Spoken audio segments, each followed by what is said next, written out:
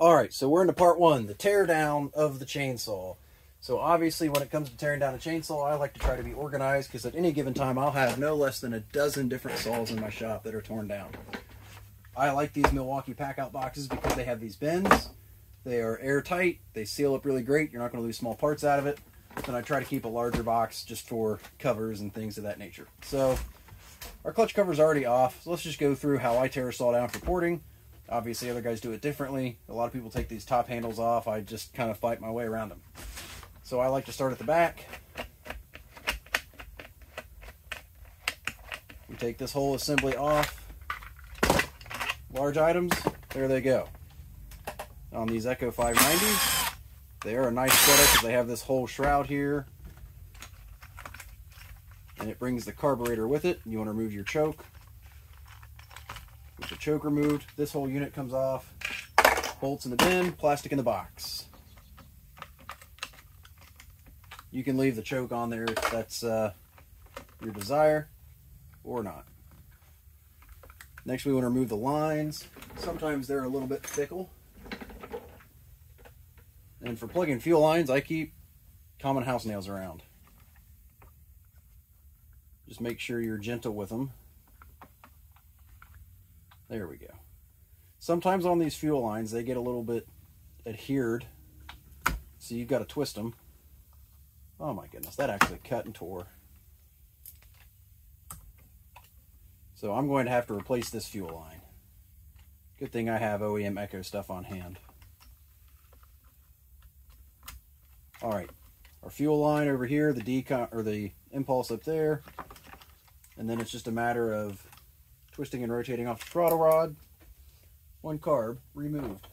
Into the box it goes. Don't forget your internal support ring while you're here.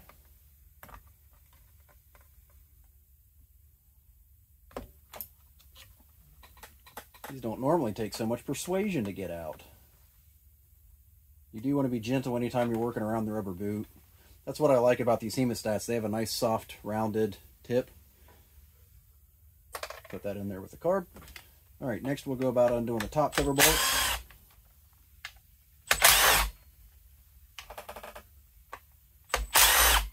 On pretty much every saw in the world, there's usually just 3 bolts holding the top cover on. Boot off, brake forward, decomp down, up and out. Often these screws are captive in the covers, the way they're threaded. If you're comfortable with that, you can leave them in there. If not, take them out, put them in your bin, you're good to go.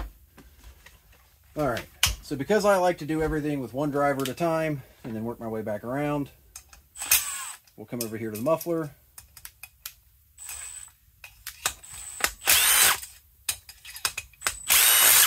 Those were not very tight, were they? And those were. Okay. Pick up any screws you lose on the floor.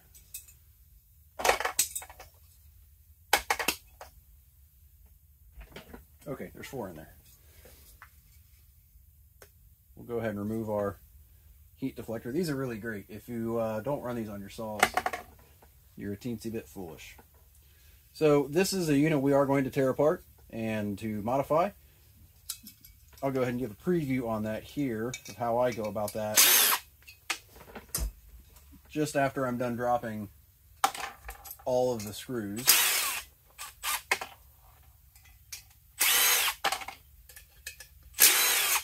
Okay. I actually like modifying these mufflers from Echo because they're really simple to play with. So you can see the exhaust enters through this hole and it goes down into the belly where it is redirected back up out of this hole. And then through our wire mesh, which you can see some discoloration there from the runtime it already has had. And then this deflector. This deflector is super easy to modify. Even just this alone, if you want to take this off and Dremel this out, you're going to pick up some difference there doing this on your own. So the way I modify this, we'll chuck it up in the mill. We'll mill out a section here so that it can breathe straight through. And then likewise, we'll mill out a great big section here so that all that's left for restriction is the outlet size of this hole. And then the nice thing about doing it that way is you can leave the screen in place. Some customers require that, some don't. We'll leave that in the box there. All right, next thing we will do, grab a small screwdriver. Particularly fond of these long Neotech ones. If somebody else made long ones, I'd buy those too. Actually, I think I got 2 of these at Solfest 2 years ago, last year. Use it to remove your E-clip off of your clutch. Get the washer off with it. Clutch drum itself, make sure you don't lose your bearing. Sometimes they get stuck and rattle out or what have you. So next we want to go about removing the spark plug and the decomp.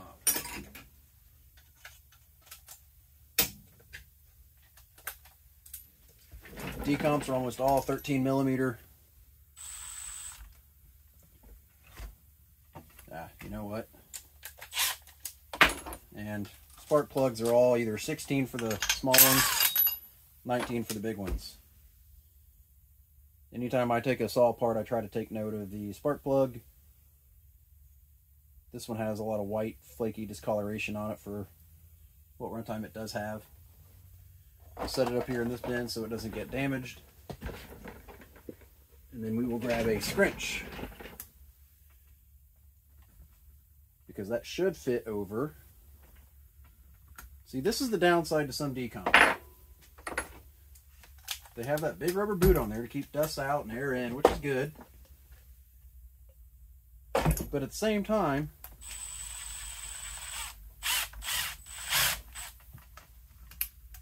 it turns into a whole big pickle. It really wasn't snug enough in my opinion. But the crush ring is crushed, so. Okay. So now we are to the point where we have the ability to take measurements and remove our cylinder. To remove the cylinder, you have 4 bolts straight down from here. And we'll want to remove those. But first, I want to take stock timing measurements. I use the digital degree wheel from Dyno Joe because it's good. I don't need anything else out of here. But we are going to go ahead and get our notebook over.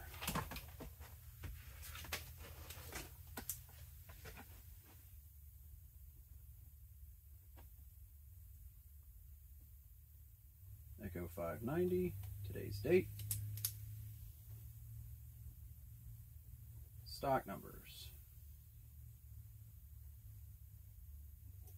Okay, so our degree wheel is on. I have to grab my flashlight, which I always have handy. Of course, it was within arm's reach. So what I like to do, make sure you can see it. So I will get to the point here, and you always want to rotate clockwise through.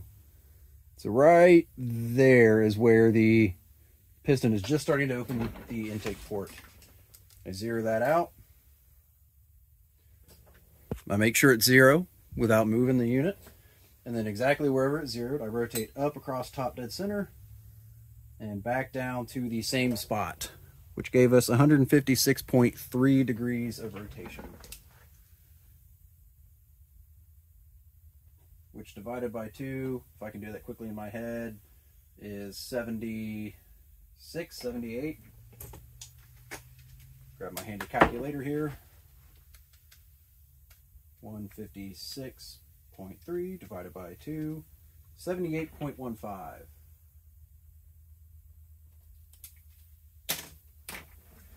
All right, next we do our exhaust side. The way I do that, light through the exhaust. And then looking through the spark plug hole, I get to the spot where I think it's cresting open. Zero it out. And then same deal, back over and back up across bottom dead center, back up to the same spot, and that gives us a number of 140.2.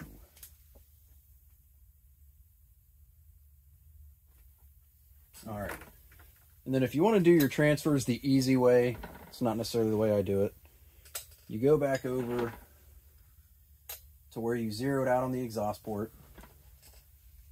All right.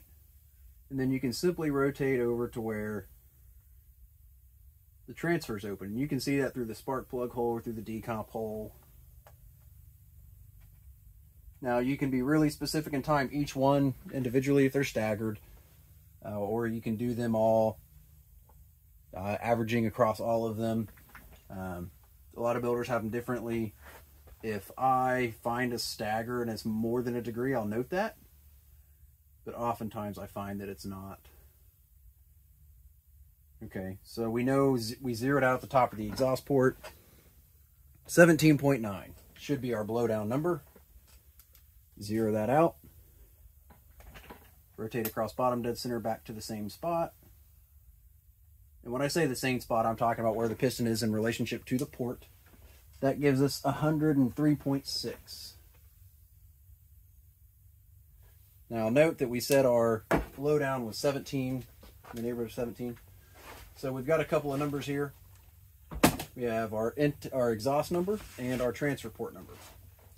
Now for the intake, you can simply divide it by 2, and that tells you how many degrees it is after top dead center, before top dead center that number is opening. For the exhaust and for the transfer duration numbers, because that's what we measured was duration, you actually have to subtract our duration from 360 because we're measuring the full degrees of a circle, and then divide that number by 2. So for exhaust measured 140.2 degrees of duration. So we go 360 minus 140.2 gives us 219.8, and then divide that by 2, 109.9. So theoretically then our transfers are going to be about 127, 126.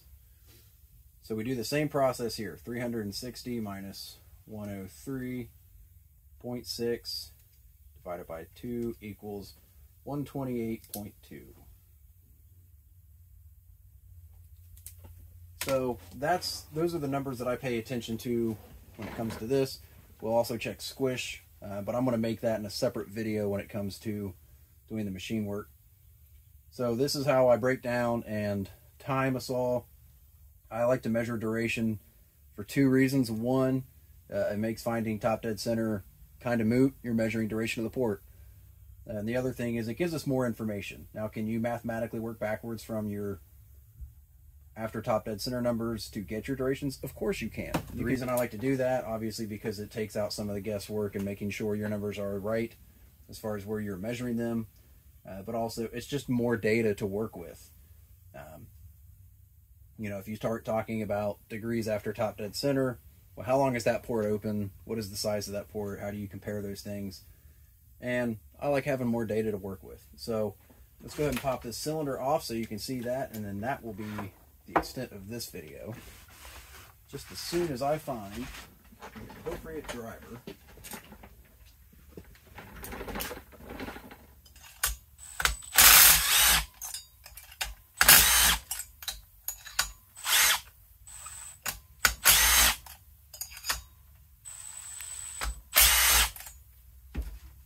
Alright, so now that you're here, you have loosened up all those bolts.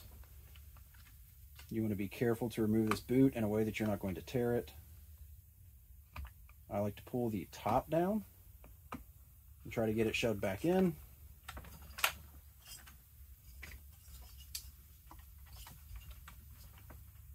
There we go. Okay. Pull the top of the boot down again. And you want to be, again, careful with the boot, with the rubber parts, because they do tear a lot easier than you probably think. Alright, all 4 of our bolts came out.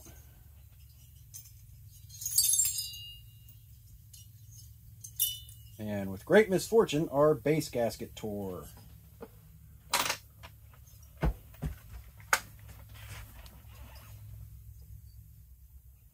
So this is the inside of one of these cylinders. They're pretty good looking. I like the chrome or the bore finish. So when I start looking at a saw like this, especially when I'm not done before, I consider how the saws run and what I want to change about them. Obviously these saws make good torque, but they don't carry RPM very well, so you want to help push that RPM up. Typically I achieve that with more exhaust flow and duration, but in order to do that you have to modify other things. For example, your blowdown number. probably your intake number 2. The biggest balance that I find is overlooked is compression to exhaust height. Part of the reason I like doing band cuts, even though I don't do them on Echoes, is increasing compression allows you to run more exhaust duration. Reason for that being is the exhaust port's the last one to close. So, I mean, you'll read about this in, I think, Bell's handbook, if I'm two-stroke tuning, of dynamic compression. You're really only building compression once the exhaust port closes. So the more static compression you can get out of your chamber and out of your piston work, the more duration you can run, because you're not relying on the linear movement of the piston to create compression. So that'll be this video. Intake obviously comes off with 2 bolts. Next will be the machine work.